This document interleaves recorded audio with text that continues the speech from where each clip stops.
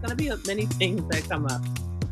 Telling you, part of the best part of the show sometimes happens in the commercial break. Dr. Kimberly Ellis is our guest. I feel like we're trying to squeeze all this history into a little bit of time, but pick up the story. Okay, Greenwood, Mississippi. Now they're in Oklahoma. Yeah, so now we're in Greenwood, Tulsa. We're in the residential and business district of Greenwood in Tulsa, Oklahoma. And most people, they know Greenwood, but they don't know Greenwood because we know the Gap Band, right?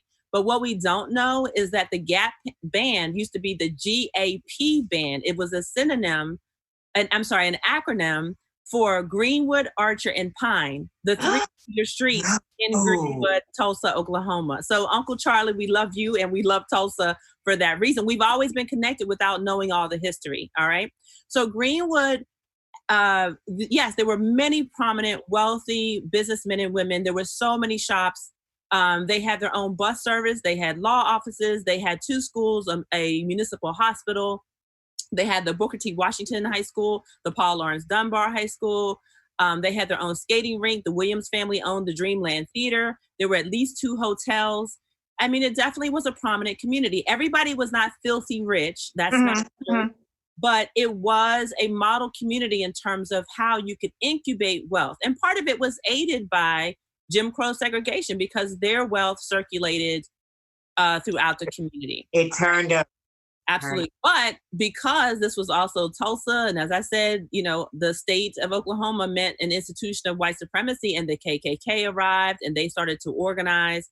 There was a lot of economic jealousy and racial animosity around having these wealthy African Americans. How dare they? You know, we need to put them back in their place. There was also the element of the Wild West. I mean, even before the Tulsa disaster happened, there was a white man who was lynched, who was dragged from the courthouse, and he was lynched. So on May 30th, a 19-year-old teenager named Dick Rowland went to use the segregated bathroom on the top floor of the Drexel building.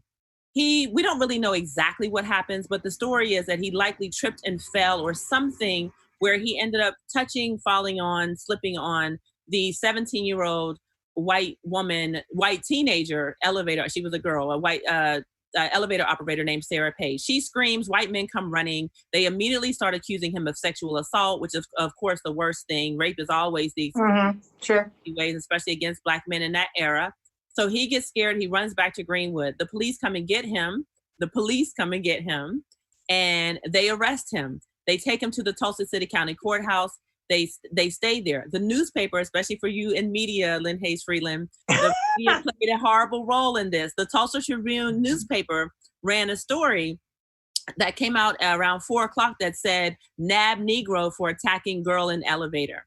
There's a mysterious editorial that was also slated to say, "To lynch Negro tonight."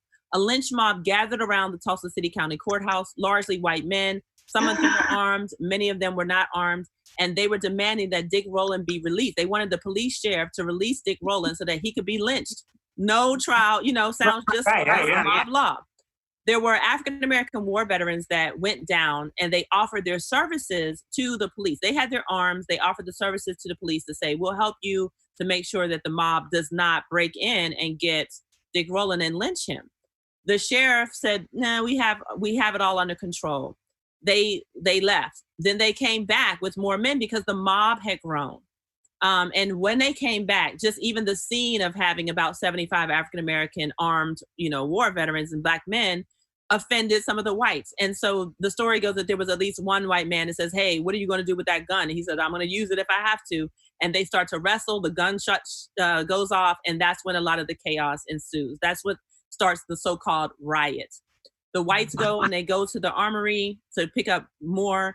The Black men, they know that there's something. They knew that it was an excuse anyway. So they go back to Greenwood.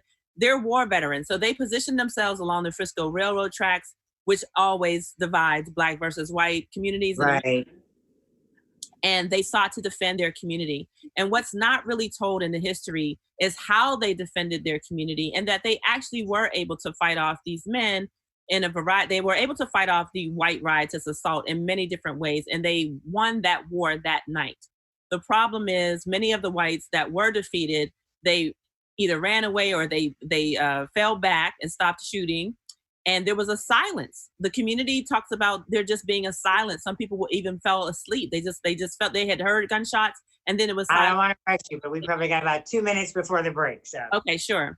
So what they did, many of the white men, they went around to the different counties and towns and said that they were being attacked. They basically pulled a massive Amy Cooper and said that they were being attacked and that the Negroes were, engaging in war against them.